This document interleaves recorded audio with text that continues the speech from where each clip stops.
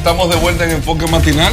Así es, y estamos con nuestra agenda propia del día de hoy. Nos acompaña Iris Mondeser, representante de ICOMOS, arquitecta y conservadora. Recordemos que ya este tema lo habíamos estado trabajando sobre el tratamiento de las ruinas de San Francisco, pero antes de pasar con ella, a quien le damos los buenos días, agradecemos que esté aquí, vamos a escuchar unos cortes que tenemos de precisamente un arqueólogo y un arquitecto sobre qué es lo que está pasando con lo que está con las remodelaciones en la zona colonial.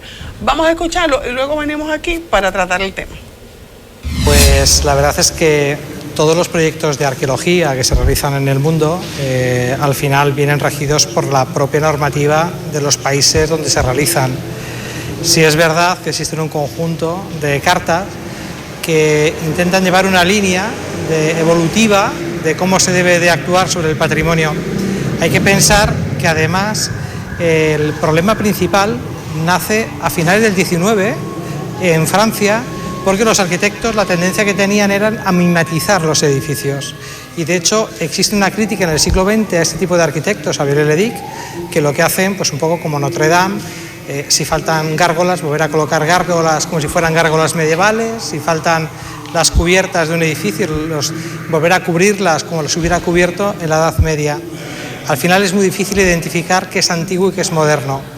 Se han hecho proyectos de consolidación que no han evitado la ruina y el deterioro, y se ha procedido a un estudio exhaustivo de toda la documentación para poder definitivamente dar una solución y presentarla ante 43 equipos que han trabajado sobre él. De esos 43 equipos, 13 equipos del máximo prestigio y experiencia en este tipo de proyectos han manifestado su opinión y sus propuestas. Y efectivamente las propuestas finalistas eran las que garantizaban la conservación de una ruina tan importante.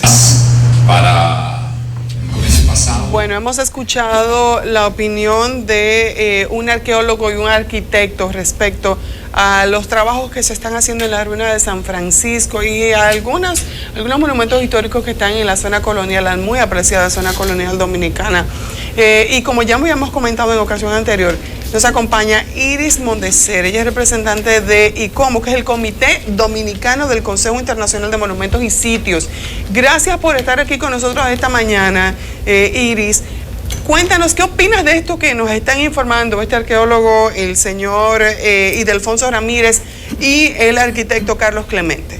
Bueno, de entrada hay que puntualizar que estas dos personas son parte del equipo del arquitecto Moneo, o sea que tiene una visión muy particular del asunto. Yo estuve en la presentación que hizo el arquitecto Moneo de su proyecto y debo decirles que justamente la presentación del arqueólogo fue una de las cosas que más me impresionó. Un trabajo exquisitamente bien hecho y bien presentado. Eso es una cosa, es el estudio previo. Otra cosa muy diferente es el proyecto. En cuanto a lo que el señor dice acerca de las cartas que sustentan el proyecto, ellos niegan, por lo menos el arquitecto Clemente en algún momento le restó valor a la Carta de Venecia, que es la carta que en 1964 creó el Consejo de Monumentos y Sitios al que pertenecemos. Sigue siendo la espina dorsal de nuestra institución, aunque ciertamente después de tantos años hay que revisar algunos conceptos, pero básicamente se centra en el bien cultural. Cuando él dice que las intervenciones que se han hecho en las ruinas de San Francisco no han sido suficientes para garantizar su conservación, es por una razón muy simple. El Estado no le ha dedicado los recursos necesarios para darle mantenimiento a esta consolidación. El que baja a la calle Duarte observa las ruinas y se da cuenta de cómo se han ido deteriorando al paso de los años. Como usted misma dice, la falta de mantenimiento se ha convertido en un gran sanitario, un refugio de piperos, hay gente que hace excavaciones tras las piedras, quizás hasta gente que hace su propio trabajo de arqueología. Pero ¿qué es lo que se pretende a final de cuentas? Ocultar todo lo que son los rastros de las piedras, del espacio, de aquel lugar que solamente quizás sirve para graficar y hacer fotos para matrimonio. Algunos artistas del lente que van y hacen su trabajo para tener un rastro histórico de aquello. Ya en la Revolución de Abril se sacaron los restos de Alonso de Ojeda y se los robaron y se los llevaron. ¿Qué es lo que se quiere hacer con las ruinas ahora? Bueno, depende de quién quiera hacer qué.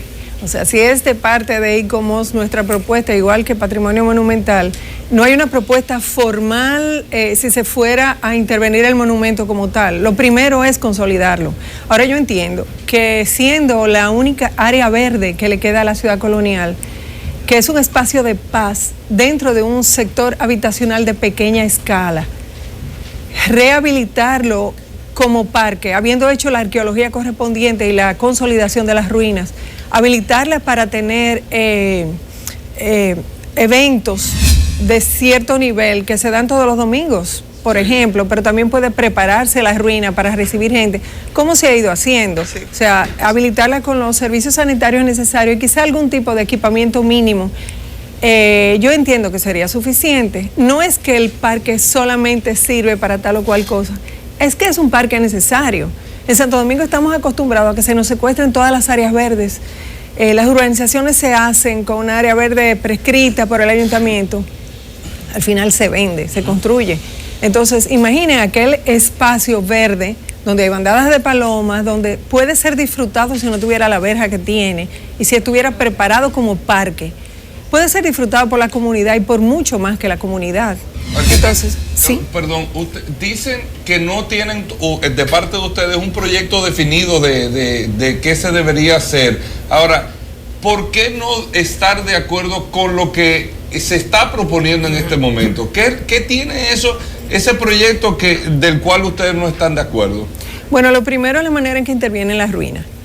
Las ruinas, lo que se supone que se haga es, además de consolidar, mantenerla a la vista, que todo el mundo pueda disfrutarla.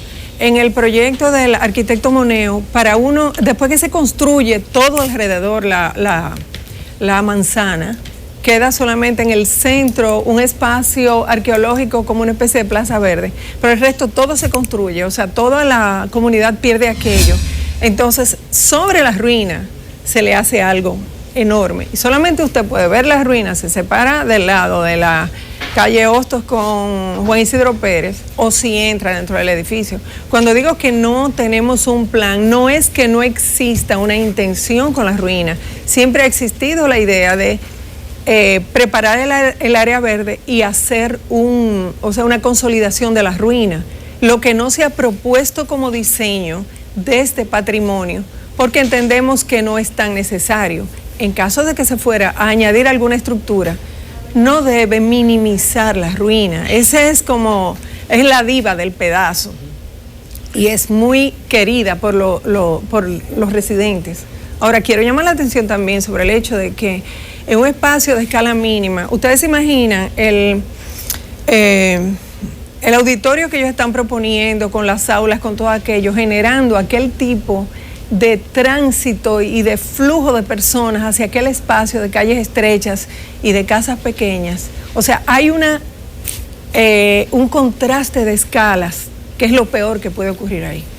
Pero siendo una zona meramente turística, se espera que haya ese gran flujo de personas y de hecho se motiva que haya ese gran flujo de personas. Entonces, ¿cómo intervenir un área que es potencialmente turística para recibir o que se desea que se reciba incluso mucho más de lo que ya pulula por la zona? ¿Cómo se trabaja eso? Ok, yo quiero llamar la atención también sobre algo. Un centro histórico no es algo solamente turístico. Un centro histórico es un sitio donde vive gente. Claro. De hecho, quien se pasea por la calle El Conde a las 11 de la noche sabe lo que es una zona histórica sin residentes, que es potencialmente víctima de vandalismo. Entonces, se propone, y en todos los foros internacionales ha sido así, que los centros históricos se promueva la población residente, que es la guardiana natural del sitio.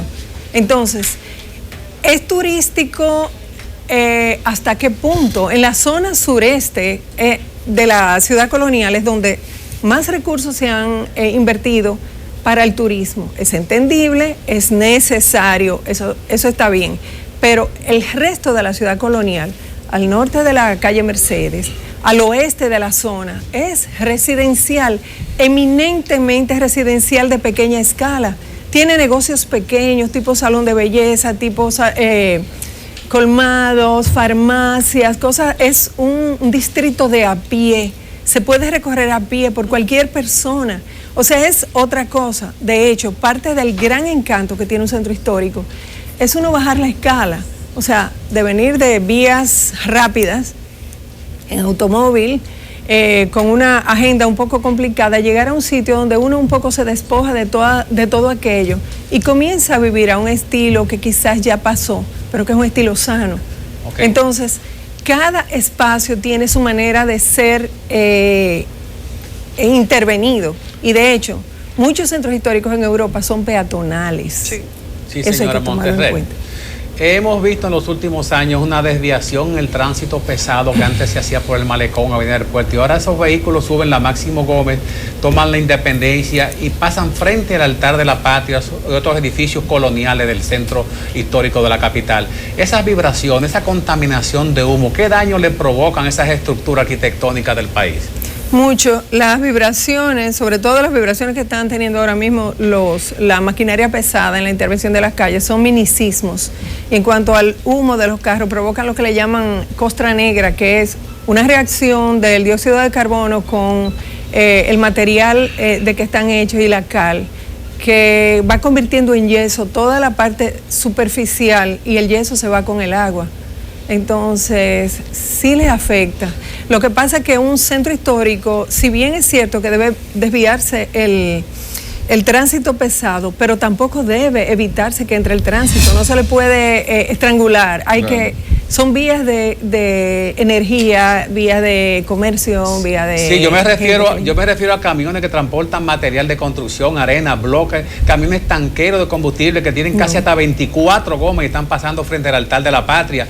Y ya, aunque se hizo una adecuación visual y un rescate del Altar de la Patria, pero las grietas continúan subyacentes. Claro. No, eso está totalmente contraindicado, eso no debería pasar. ¿Y a qué autoridad le corresponde manejar la limitación de ese tránsito pesado por ahí? Al ayuntamiento. Eso es el ayuntamiento, todo eso es administración del ayuntamiento. Bueno, ahí está el planteamiento de lo que están haciendo. No es, ya entendimos, no es oponiéndose a que se intervengan las ruinas, sino es que se haga un proceso no de una fortaleza, una muralla, una construcción, que más sea mantenimiento y adaptación para la zona. Claro, además... Yo entiendo que, bueno, la institución que legalmente tiene la obligación y el derecho de gestionar la zona colonial, bueno, todo el patrimonio del país, es la Dirección Nacional de Patrimonio Monumental, que le pertenece al Ministerio de Cultura, que no fue consultada para hacer o sea, todo el procedimiento del concurso que se hizo. Ahí ellos no intervinieron ni en definir las bases del concurso, ni fueron jurados, tampoco ICOMOS, tampoco el ayuntamiento, que tiene una versión muy específica de la zona colonial. Entonces, si se toma en cuenta, lo primero que iba a ocurrir es que se iba a entrevistar a la población residente. Este proyecto se ha hecho a espaldas de ellos también. Entonces, por Dios, no se trata de un no rotundo, se trata de por qué no estamos nosotros en esto para dar las reglas del juego. No hubiera habido ningún tipo de conflicto en este momento con el proyecto ganador. Iris, tenemos que terminar la entrevista, pero me gustaría saber ya para finalizar, ¿cómo han visto los trabajos que ya se han estado haciendo en la zona colonial? Yo entiendo que eran muy necesarios. Ha habido un problema en la manera en que se han llevado a cabo, porque ustedes vieron la consecuencia que hubo con el Hotel Francés. No es el trabajo, sino en la manera en que se lleva a cabo. De todas maneras, es de agradecer que se esté interviniendo la zona, que se esté mejorando. Yo creo que es algo muy necesario y la zona se lo merece. Es nuestro patrimonio colectivo y todos deberíamos estar involucrados en él. Muchísimas gracias por haber estado con nosotros.